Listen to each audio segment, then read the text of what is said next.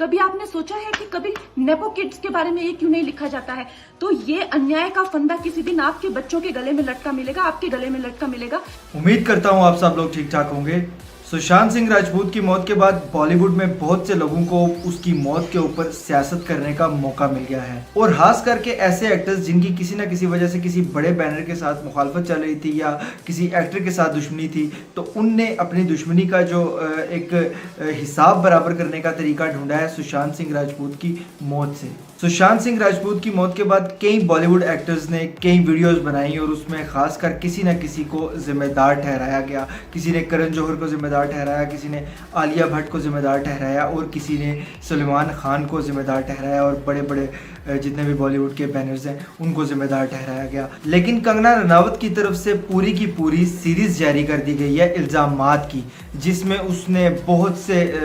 Bollywood stars पे और बहुत से डायरेक्टर प्रोड्यूसर्स पे इल्ज़ाम लगाए हैं। और ख़ास करके एक वीडियो जो सबसे पहले सुशांत सिंह राजपूत की मौत के बाद वायरल हुई थी, उसमें काफ़ी सारी एक्टर्स पे इल्ज़ामात लगाए गए थे। उसके बाद एक और वीडियो वायरल हुई है जिसमें कंगना रनावत की तरफ से ये कहा गया है कि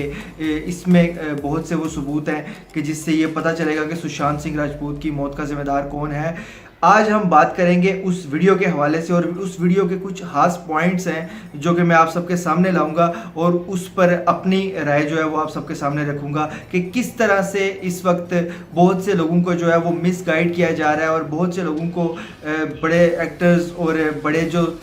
जितने भी प्रोड्यूसर्स हैं उनके खिलाफ करने की कोशिश की जा रही है, और मामले को एक मुख्तलिफ रुख देने की कोशिश की जा रही है जो कि बनता नहीं है। कि वो फिल्म इंडस्ट्री में हो रही टेंशन के करके बहुत ज्यादा परेशान थे। अभिषेक कपूर जिन्होंने उन्हें लॉन्च किया, उनके साथ हाल ही में एक फिल्म की है केदारनाथ, उनका कहना है कि it was a systematic dismantling of a fragile mind. Ankita जो उनकी लॉन्ग टर्म पार्टनर रह चुकी हैं, उनका कहना है कि वो सामाजिक रूप से की गई अपमान और बेइज्जती नहीं सहन कर पाया। फिल्म इंडस्ट्री में चल रहे परेशानियों को लेके उसने जो है वो इस तरह का कदम उठाया, और भी कुछ इस तरह के पॉइंट्स उसने सामने रखे हैं। तो फिल्म इंडस्ट्री में किसको परेशानी का सामना नहीं होता, या कौन शख्स ऐसा है इस वक्त जो हर फिल्म हिट दे रहा है या हर तरीके से हिट जा रहा है। सलमान खान की कुछ फिल्में भी फ्लॉप हुई हैं, और अगर सलमान खान के पूरे कैरियर को देखा जाए तो मेरे ख्याल से उसकी बड़ी बड़ी ऐसी फिल्में, बहुत सी ऐसी फिल्में और बहुत सा एक ऐसा उसका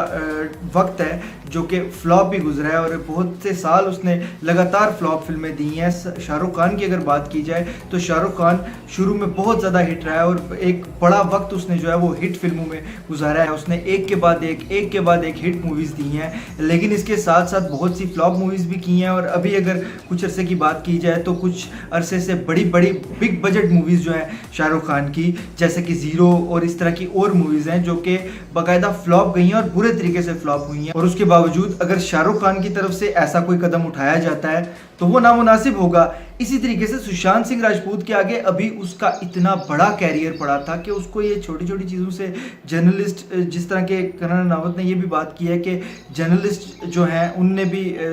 उस पर तोहमतें लगाई और गलत किस्म के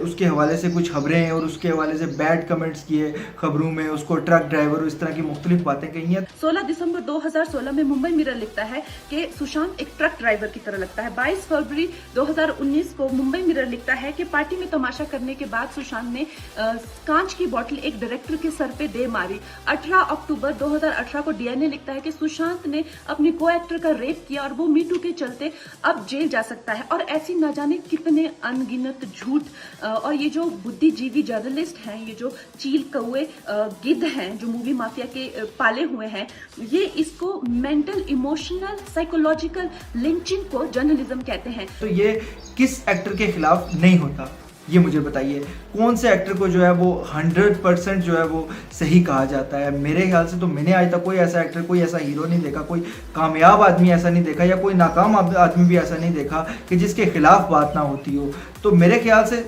जिस शख्स के खिलाफ जितनी ज़्यादा बात होती है वो उतना ज़्यादा आने वाले वक्त में कामयाब भी हो जाता है, अगर वो पूरे तरीके से उस चीज़ पे स्टैंड कर जाए। तो मेरे ख्याल से अगर सुशांत सिंह राजपूत स्टैंड नहीं कर पाया तो इसका इल्ज़ाम बॉलीवुड के सारे उन स्टार्स पर नहीं लगा देना चाहिए कि जो कामयाब जा रहे हैं इस वक्त, या जिनने इतनी ज़्यादा स्ट्रगल करके जो इस मकाम तक पहुँचे हैं और अपनी हर नाकामी को भी फेस करके उसके बाद कामयाब होने की कोशिश की है हमने। मेरे बारे में आज तक जो भी कहा गया मैंने कुछ नहीं कहा, लेकिन जब एक स्वतंत्रता सेनानी के खिलाफ गंदगी लिखी गई, मैंने उस जर्नलिस्ट को कॉन्फ्रंट किया। आपको पता है उसी रात 4 सीनियर जर्नलिस्ट ने मेरे खिलाफ एक गिल्ड बनाई, ऐलान किया गया कि इसकी फिल्म को बैन किया जाए, फ्लॉप किया जाए। अच्छा, यहाँ इस पॉइंट से मैं इख्तलाफ करूंगा कि बैन करने का मुतालबा तो कोई भी शख्स कर सकता है और खासकर बाअसर शख्सियात जो हैं वो बैन करने का मुतालबा किसी को भी कर सकते हैं, लेकिन कोई किसी को फ्लॉप करने का मुतालबा नहीं कर सकता किसी भी तरीके से, और खासकर किसी की मूवी को फ्लॉप करने का, क्योंकि मूवी के हिट होने या फ्लॉप होने का टोटल जो उसका सारा कनेक्शन है वो है उसकी बॉक्स ऑफिस कलेक्शन से, और बॉक्स ऑफिस कलेक्शन आती है लोगों के सिनेमा में जाके मूवी को देखने से, और उस मूवी को देखा किस तरीके से जाता है कि उसका टिकट खरीदा जाता है। तो ये सारा एक प्रोसेस है जिसमें मेरे ख्याल से कोई 1-2 शख्स या 10-15 लोग मिलके जो है ना वो किसी मूवी को हिट या फ्लॉप करार नहीं दे सकते या करवा नहीं सकते। ये जितनी भी मालूमात मैंने आपके साथ शेयर की है ये कोई ऐसी मालूमात नहीं है कि इसके पहले आपके पास ये मालूमात ना हो, लेकिन ये ज़रूर है कि ये जो मामले का जो सारा रुख है वो बदला जा रहा है और कुछ लोगों पर इल्ज़ाम लगाने की कोशिश की जा रही है। ये मेरे ख्याल से गलत हो रहा है। मैं इससे पहले काफ़ी दिनों से कोई वीडियो नहीं था बना रहा, और ये वीडियो देख के और ऐसी वीडियोस देख के मैंने ये जो है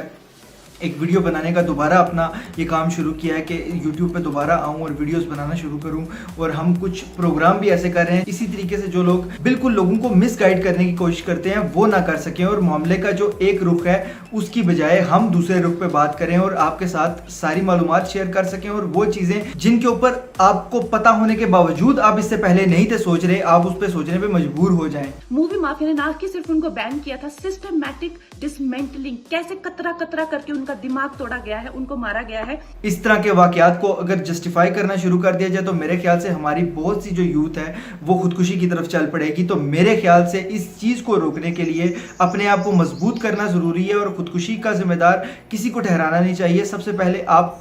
खुदकुशी के जिम्मेदार हैं, और फिर उसके बाद जो है वो कोई और हो सकता है, लेकिन जब आपने अपने आप को ख़त्म कर लिया तो उसके बाद कहानी ख़त्म। आप किसी को इल्ज़ाम तराशी किसी पे नहीं कर सकते, और ये कोई ऐसी चीज़ भी नहीं थी कि जिसमें जो है वो सुशांत सिंह राजपूत के पास कोई दूसरा ऑप्शन नहीं था बचा, बहुत से ऑप्शन मौजूद थे, और मेरे ख्याल से जो है एक अच्छा एक्टर था, बहुत अच्छा एक्टर था, और मैं खुद मेरा वो फेवरेट एक्टर था, और मैं बहुत सी उसकी जितनी मूवीज़ अभी तक आई हैं मैंने सब देखी हैं, और मुझे सबसे ज़्यादा उसके जो खुदकुशी का अफसोस हुआ है, लेकिन उसके बावजूद उसकी खुदकुशी पे जिस तरह से अब कुछ लोग सियासत कर रहे हैं ये सबसे ज़्यादा गलत है। ये खुद वो कहाँ थे, ये खुद उस दौर में कहाँ थे जब ये इल्ज़ाम लगा रहे हैं, सलमान खान कहाँ था, करण जौहर कहाँ था, तो ये सब कहाँ थे जब ये सुशांत सिंह राजपूत के साथ ये सब हो रहा था, और वो मेंटली इस तरीके से डिस्टर्ब था और इमोशनली इस तरीके से डिस्टर्ब था, इतना ज़्यादा डिप्रेशन में था, तो ये सब कहाँ थे? अगर ये उन पे इल्ज़ाम लगाते हैं तो उनने कोई ठेका तो नहीं लिया हुआ किसी का बॉलीवुड में किसके साथ क्या हो रहा है। अभी मैं इसके बाद कुछ और वीडियोस भी आपके सामने लेके आऊँगा जिसमें कुछ लोगों ने और बिल्कुल बेतुकी सी बातें की और इल्ज़ाम जिस तरीके से लगाए गए हैं।